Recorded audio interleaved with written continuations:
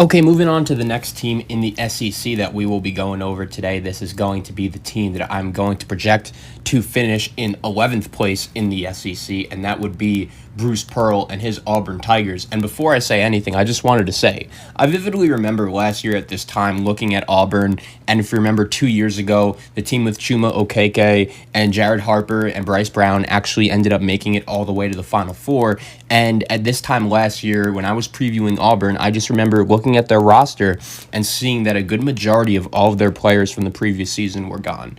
And ultimately, I did think that without Harper and Brown, Auburn and Bruce Pearl were really going to have to change their style of play and how they play. And to their credit, they did it. And Bruce Pearl really built the team off the lottery pick Isaac Okoro, Samir Dowdy, Javon McCormick, Austin Wiley, Anthony McLemore, D'Angelo Purefoy. These were all guys for this Auburn team that were really experienced. And even though Auburn lost their three leading scorers from the previous season, I really did like how they were able to really build and continue that core around that group of guys. The only problem now is that all of the six guys I just named, Okoro, Dowdy, Wiley, McCormick, McLemore, and Purefoy, they're all gone. And Auburn's leading returning scorer is Devon Cambridge, who only averaged 4.2 points per game and 2.3 rebounds per game. And the good news, if you're an Auburn fan, is they do bring in a really nice recruiting class, headlined by Sharif Cooper, the 6-foot freshman. If you're an Auburn fan, you better know who he is because he's going to be shooting the ball. He's really going to be, I think, Auburn's lead shot creator this season. And if he does not get it going quick and if he's not able to create shots, that is one of my main concerns for this Auburn team. I'm going to be curious to see who else is going to be able to do that. They also bring in JT Thor, 6'9", top 50, top 70 type freshman. He's going to be starting at the 4 or the 5. And I'm curious to see with this Auburn team is that even though there are a lot of guys on this team that are unproven and a lot of guys that when you look at this Auburn squad, you could be nervous about. Whenever your main returning scorer has only averaged 4.2 points per game, usually that's a concern. And I totally understand why. But at the same time, I do think that Auburn does have some breakout candidates for this squad. And obviously, Sharif Cooper is the first one that comes to mind in the backcourt. McCormick and Dowdy are both gone, and Cooper does fill a big need at the most important position with the point guard. Much of like how McCormick and Dowdy were able to replace Harper and Brown, I think Sharif Cooper is really going to have to be looked upon to run the offense and just create plays and create shots for his teammates. He has really good handle, really good passing ability that will allow him to create opportunities on offense, and he could average like 20 a game. I really think he could be that good. The question is how efficient he could be. And then offensively, I think we're going to have to look for the Tigers to once again focus on pushing the pace. We all know the kind of pace that Auburn really likes to play with, especially in transition.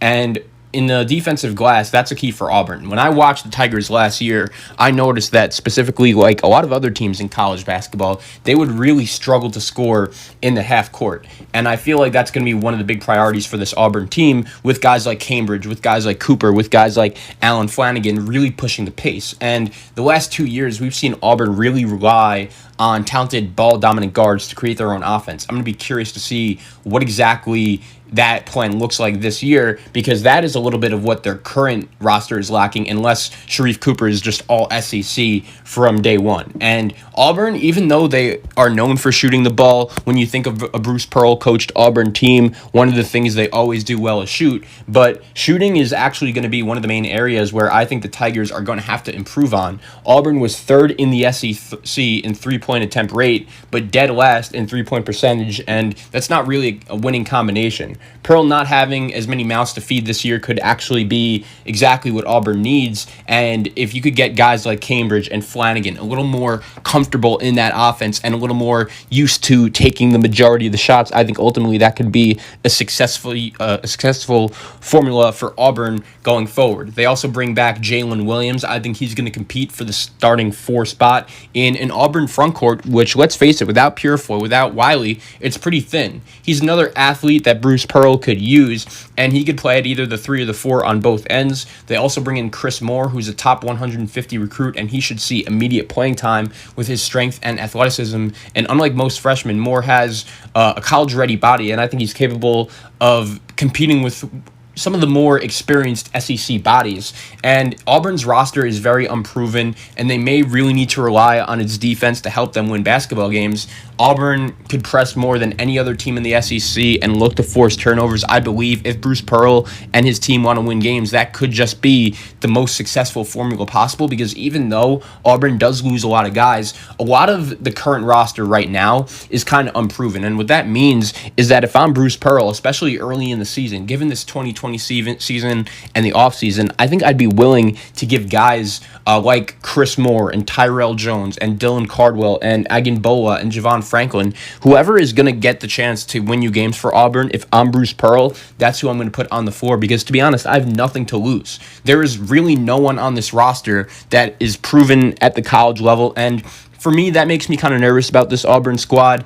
I just think that there's a chance if Sharif Cooper gets a little too shot happy, I'm not 100% sure how that will affect the development of guys like Cambridge and guys like Flanagan. And I do trust Bruce Pearl. I do think he's one of the 20 best coaches in all of college basketball, and the work he's done since he's been the head coach of Auburn has been incredible. But at the same time, I'm just not necessarily sure if I could trust Auburn to be good with just how much they lost last year. Because 2 years ago, yeah, they lost Jared Harper, they lost Bryce Brown, they lost Chuma Okeke, and those were the three best players on the team. But we really saw guys like McCormick and guys like Samir Dowdy and guys like Purifoy really improve throughout the season. I'm just curious to see if Auburn can do that same thing this year. I think they're going to take a step back with so many players leaving. However, the Tigers should hopefully still be a contender in the SEC. They have good athleticism, good talent, and it's really up to JT Thor and Sharif Cooper.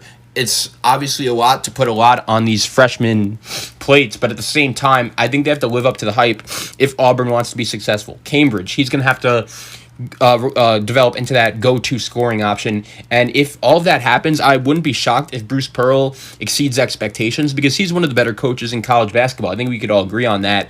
And it's funny because I think each of the last years have gone on, I've been more and more impressed with Bruce Pearl by the year. I think Bruce Pearl did a really good job last year with the amount of talent he lost and guiding this Auburn team all the way to a top 20 team really consistently all season. They were one of the last undefeated teams in all of college basketball. So I think if you're Auburn, you rely on Cooper and Thor. You see if guys like Cambridge and Flanagan develop. I'm just a little worried based on all the talent they lost from last season.